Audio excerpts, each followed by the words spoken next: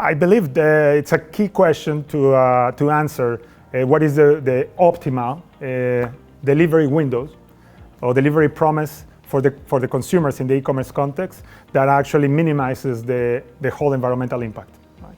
But that question, of course, to answer that, we need to capture all the logistics operations of all those companies that are delivering, because this is a trick. There is not a particular single answer that fits for all, because it depends on what is the capacity of consolidation of certain companies, what is the frequency of deliveries, what is the installed capacity, how does that affect also the inbound operations? Because every time that we move in the last mile piece, all the efficiencies there, what is happening is that we also affect the inventory replenishment strategies. So the more I move or the more I keep, it changes also how's going to be the shipments now in the inbound, how it's coming now to the distribution center. So the secret is understanding all these parameters, understanding also how the demand behaves, how other customers may arrive or not, and by capturing a better planning in a way, in essence, it's better planning. What is the secret to actually achieve what's the right amount of days that companies should promise to particular consumers or a specific neighborhood or city. Now we are studying this. This is also part of one of the next stage of projects that we are at this stage outlining, and the idea is to really come up with certain insights that will help companies by looking at certain information without running large-scale mathematical models, but more like understanding how the operation works, what is exactly the delivery promise they should offer. And of course, this is only going to work if consumers are informed of these impacts. Like we've seen examples plenty of consumers that order fast shipping, receive everything, in 2-3 days, and then just keep the boxes when they have time to open them again, because they have already a very busy day. And this, I'm sure we all have done it. And now the question is, if you knew that this actually has an effect in the environment, you probably will have more information to make better decisions. And I consider, of course, a pity that the largest e-commerce companies in the world are not really providing this information, even though they have more than enough to get those estimates. And there are some efforts, like saying, well, if you wait certain days, you get fewer boxes. That's cool. But still, that does not translate necessarily into what is my footprint and how can I actually contribute to your strategy to actually save the planet as well. And that, I believe, is a huge opportunity that I hope in the next years we are going to be able to push with the research we are suggesting.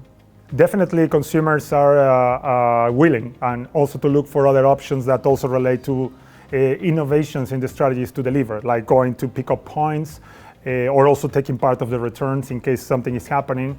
No, those strategies definitely exist and have been extensively studied for, I would say, probably the last at least 5 years by people that work more in the last mile operations. And definitely those strategies, which in turn are more driven by looking at the efficiencies in the transportation piece rather than in sustainability, still have had really important reductions in the carbon emissions associated with that particular supply chain operations.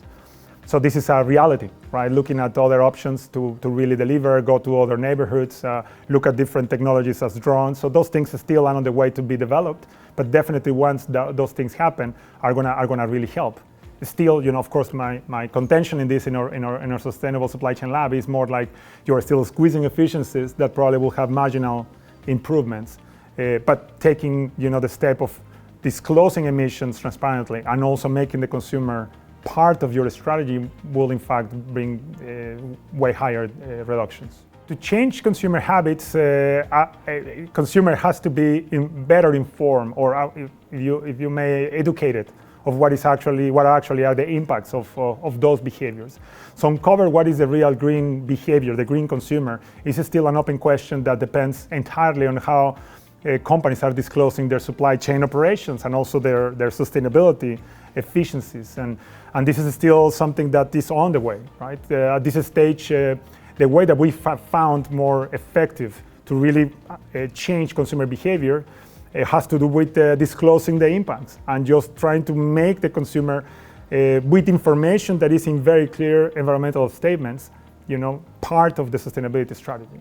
And that's the secret, how we see it. Like many of the studies, particularly in this green button project that we did with the fast shipping, it was based on those that are only either very highly educated or with high income or women, right? That also there is 20 years of research in green consumer behavior that argues that this is a segment, younger generations, that actually tend to really care about the environment and make sacrifices in their shopping habits to really help environment.